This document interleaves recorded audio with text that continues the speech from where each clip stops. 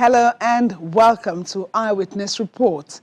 This week's edition examines the circumstances that led to the collapse of a 7-story building in Lagos and tanker explosions in 2 communities in Ifo and Obafemi Owode local government areas of Ogun State. These are some of the major stories we have on this edition of the program. I am Yomi Otaigbe. Incidents of building collapse are common in Lagos, despite efforts by the state government and relevant agencies to curtail the menace. But as they occur, it becomes glaring that more work needs to be done in terms of enforcing building regulations. A recent collapse of an uncompleted 7-story building undergoing construction in Victoria Island resulted in the loss of lives. Unusual quietness falls on Oba Abiodun Niru Street, Lagos Island, in the early hours of Sunday, September the 4th, as search and rescue efforts continue from the previous night at the scene of a collapsed 7-story uncompleted building.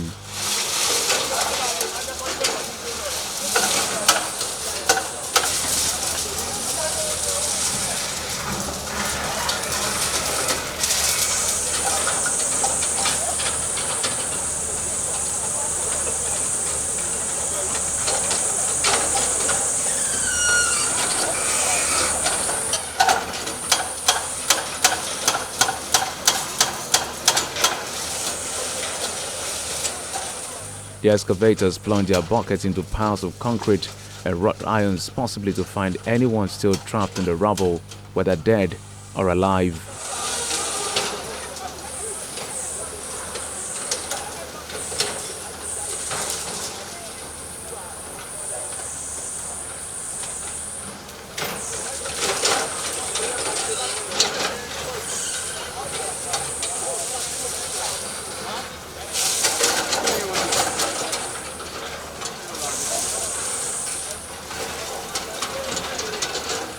A distress call from the neighborhood had reached emergency agencies in the dead of the night. Eyewitnesses fear that 6 people who slept in the uncompleted building might be trapped at the 3rd floor. That's the initial information available at the disposal of emergency management officials.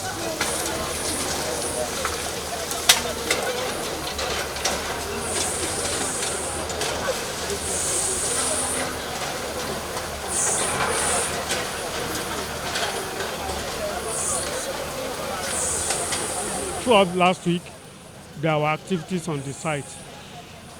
When we got here, though we received the information around 4 a.m., when we got there, they said it happened around 3 o'clock.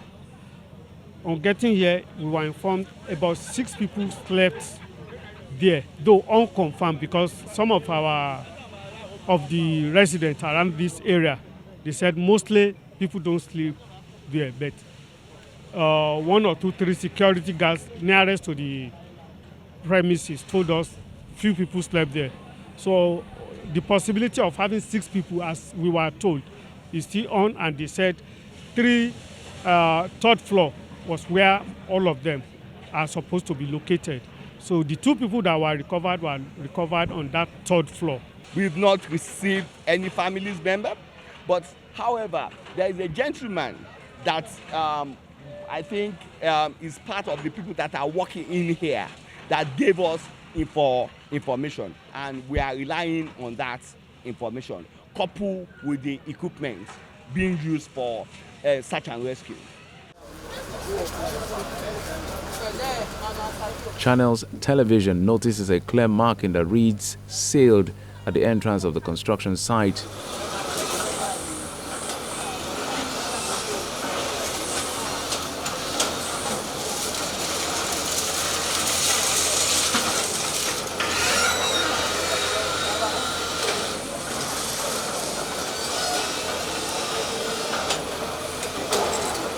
But a resident who prefers to remain anonymous says work continued regardless of the notice, adding that he had even called the attention of a state agency to some infractions but got no feedback.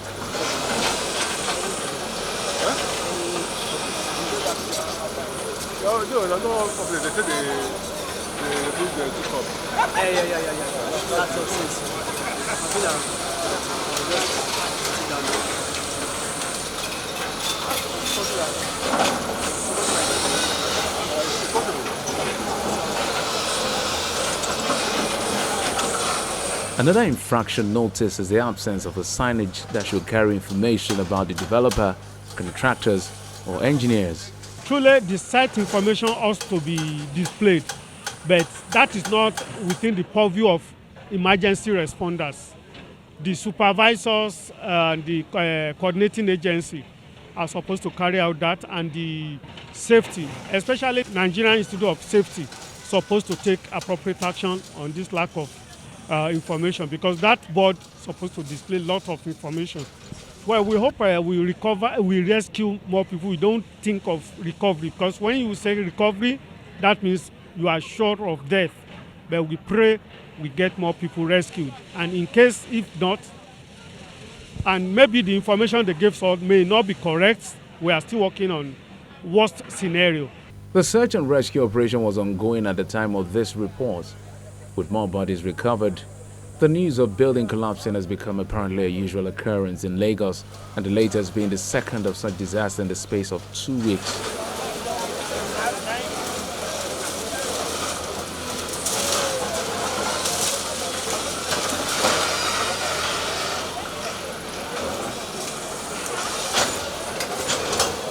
As emergency management officials continue to work at the scene of the collapsed building, they received another distress call.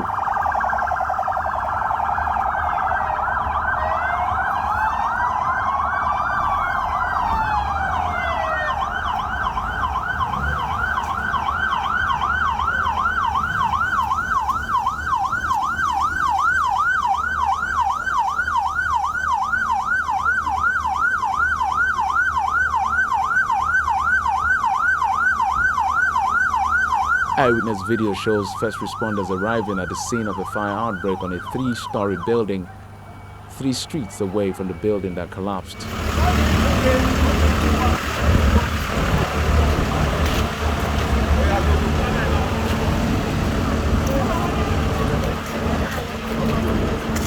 The proximity of emergency workers to the scene saved the day, averting what could have been yet another disaster.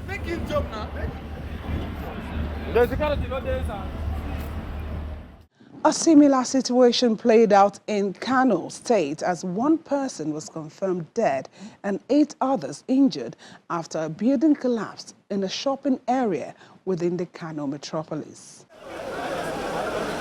One of the challenges of managing emergency situations is crowd control. And this evidently plays out as a multitude gather at the scene of collapse of an uncompleted 3-story building in a shopping center located on Beirut Road in Kano Metropolis, Kano State.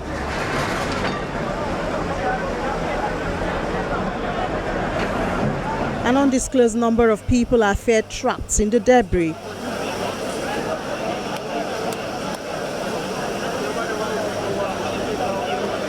There are many people under the building.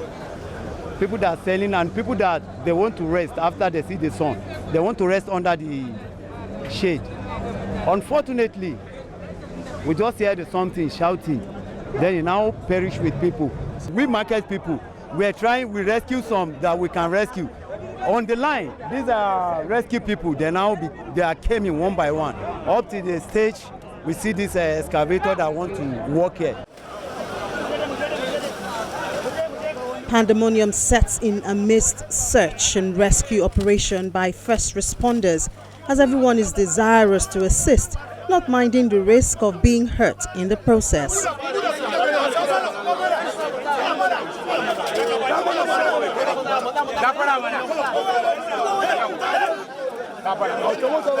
Even security operatives find it difficult to control the crowd.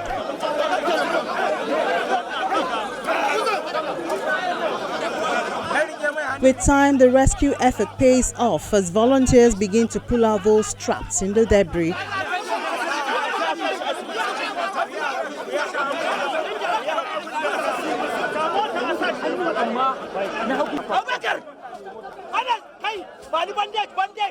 The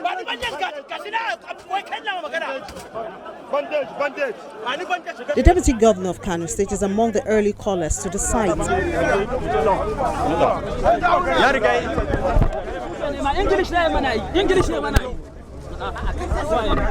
He's worried that the crowd is hampering professional rescuers from doing their job effectively. This is a disaster that has happened naturally to do. So what we are expecting people to do now is to cooperate and allow the technical people do their job and see, because there is possibility that there are people under this place so that their lives can be saved. At the moment, the government has deployed all that it can to make sure that lives are being saved if they are possible, before we now come into the issue of what is the basis or the reason that this catastrophe has happened. The Executive Secretary of the State Emergency Agency explains the results from the initial stage of rescue operation that lasted for hours. So far, we have not gotten anybody since morning. We have started the exercise. But yesterday, before we closed, we have the confirmation from the Secretary of the Association, that's the Traders Association here, that it is only 8 people that we recovered. We rescued, and we have taken them to the hospital, and only 1 were found dead out of the 8 we rescued. So, but since we are not sure of whether it is only 8 of them or not, that's why we decided to continue with the rescue exercise this morning. But since we have started to now, there's nobody found. It's a sad situation for traders. The head of the Market Association hopes that the casualties won't be more. For now, the information I have is we lost 1 person who is one of us here, and then 1 staff of KETCO who going to disconnect the lights got electrocuted. So these are the 2 people that we lost, and we have information that 5 have been discharged.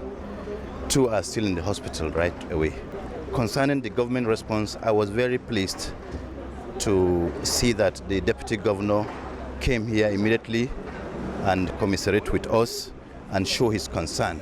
Lara Aliu, a stakeholder in the market, is concerned about the competence of emergency responders, their response time to emergency situations, and resources being deployed. The bigger problem it is we are not ready with these issues happening. They are not machine, not people being trained for such situation. So we ask the government, each state, they should have emergency machines, staff trained for rescue operation like this. 24 hours later, Governor Umar Ganduje visits the site of the collapsed building.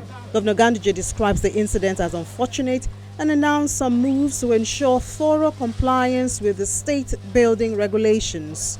This building collapse, especially during the rainy season, is something that we have to look into seriously. Our building regulations must be followed. Our agencies in charge of building must be on their toes all the time. And we have appointed a technical committee to look into the circumstances leading to the collapse of this building. When we receive this report, appropriate action will be taken. But from what we have seen, this space is too small for a building like this. Therefore, the state government has invoked this plot and converted it to a parking space, while appropriate action will be taken on those who did not do what they are expected to do. The cause of the collapse is not yet known. The state government is optimistic that the outcome of investigations will offer a guide to the direction it will take against anyone or entity found wanting. Back in Nigeria's southwest region, precisely in Ogun State, 2 tanker explosions left several buildings and other properties destroyed in the Matogun and Mowe communities of Ifo and Obafemi Owode local government areas. Videos taken by an eyewitness show the moment a petrol-laden tanker exploded after it fell and emptied its contents on Olambe Matogun Road in Ifo local government area of Ogun State. This happened in the early hours of Saturday, September 3rd.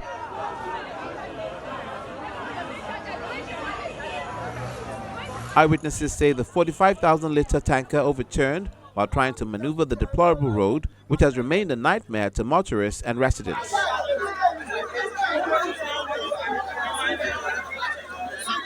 The road is bad. We are forced ourselves. 20 naira, 10 naira. We are grading. We are do the road by ourselves. Self-help. All the CDC. We want the government to recognize us and to do action. We don't want story. When we want to do something, say we are doing it. We have been awarding. At the end of the day, they will just do one part. They bring yepe and this thing. They don't do. They have been doing it. After 1 month, we won't see anything. This tanker is coming. As it's coming, we just fell here, and petrol just started. Africa, within a minute, there's just an explosion.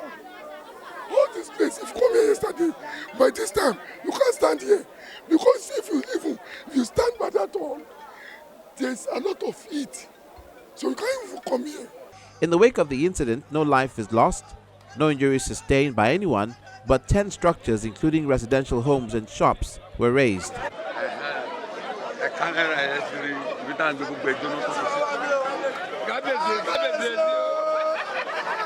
Eyewitnesses believe that more damage would have been done if most of the contents had not spilled into a canal close to the scene. A 59-year-old resident whose house is affected says he lost everything in his house to the fire incident, and now he looks to the state government for assistance.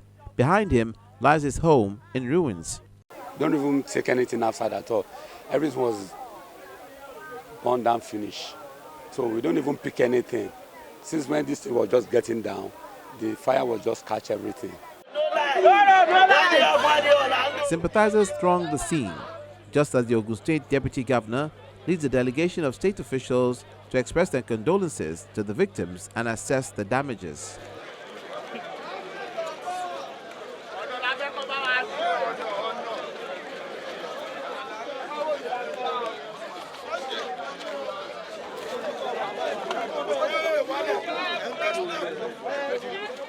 The Honorable Commissioner for Special Duties is responsible for the State Emergency Management Authority, and her team will be on ground from tomorrow to do an assessment of loss and damage in this area so that we can see how we can support people who have lost property, who have lost their means of livelihood, and support them so that they can get back on their feet very quickly. The Deputy Governor also says the bad road will be attended to soon. I also want to use this opportunity to inform everybody here that last month in August, the Executive Council of Ogun State awarded 5 different contracts for this area for the reconstruction of roads. And the contracts start from Songo, Inota, through Ijoko, all the way here to Berga. So I can assure you that very soon you will see the contractors on site.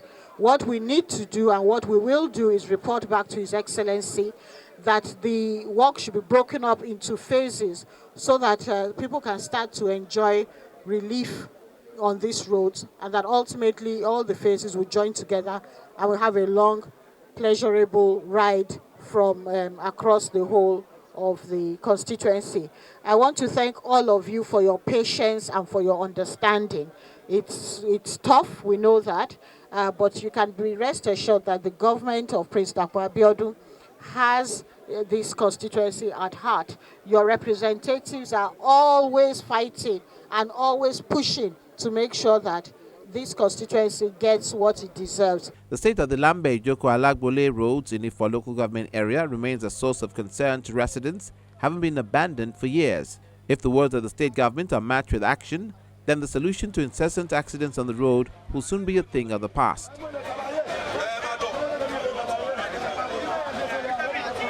A few days before the tanker accident, a truck conveying gas-laden industrial cylinders exploded while offloading its contents at a gas station in Mowe, Obafemi Owode local government area of Ogun State. 2 people were confirmed injured, while 4 trucks parked within the premises were burnt. A combined team of the Lagos State Emergency Management and the Ogun State Fire Service Command responded to put out the fire. The Ogun State Commissioner for Special Duties and Intergovernmental Affairs inspects the scene of the explosion.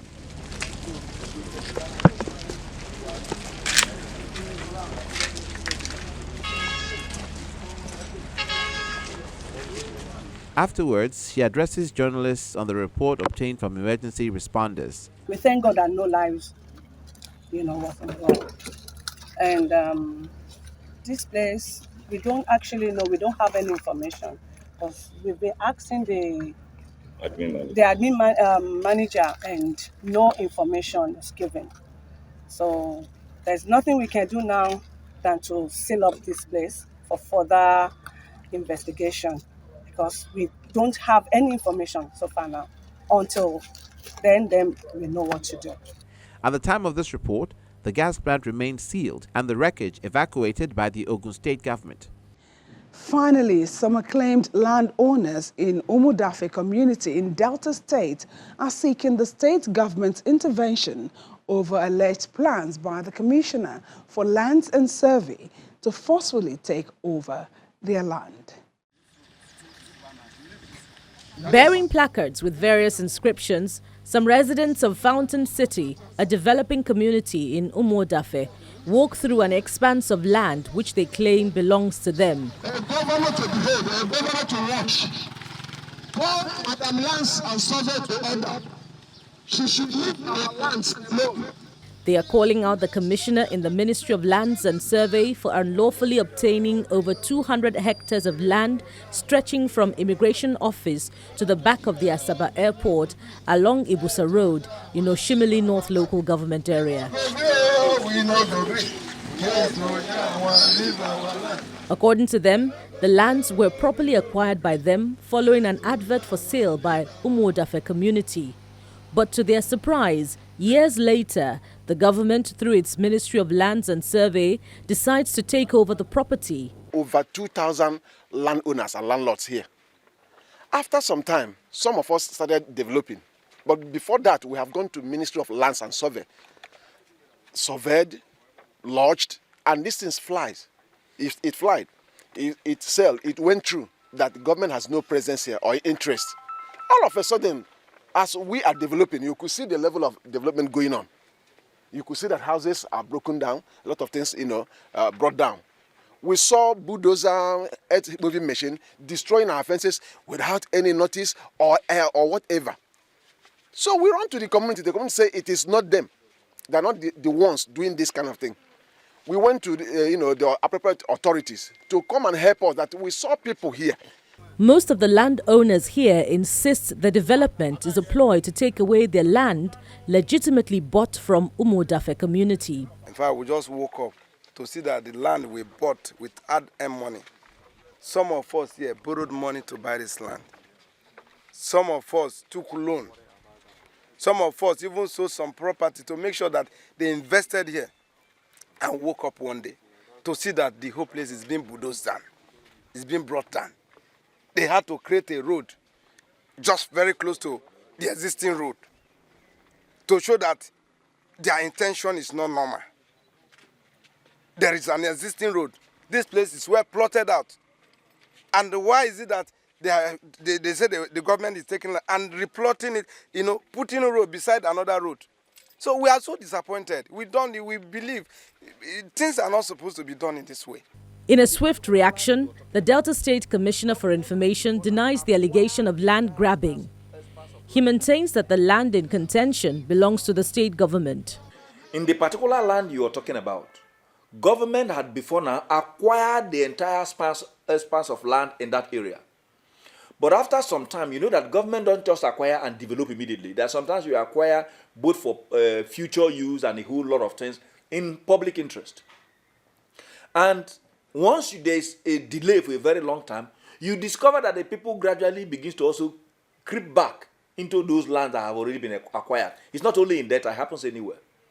But in this case, our government felt that this land had been acquired long time ago, that is quite massive, and since we have not started the development for which government took that decision, that there was the need to de-acquire part of it and give it back to the community, which was what government did, and give it back to the community, leaving some part to still cater to the needs that will address the needs of the people, what we call overriding public interest.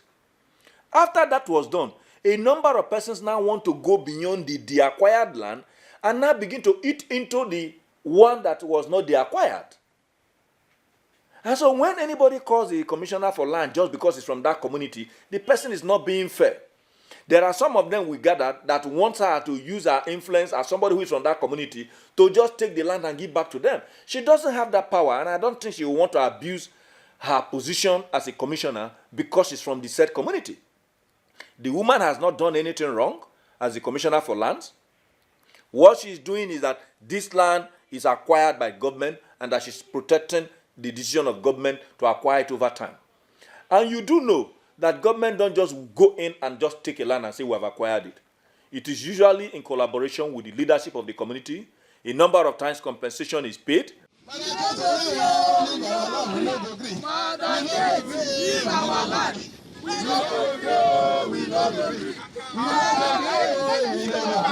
Regardless, the protesting landowners are appealing to the governor to intervene so as to resolve the issues once and for all.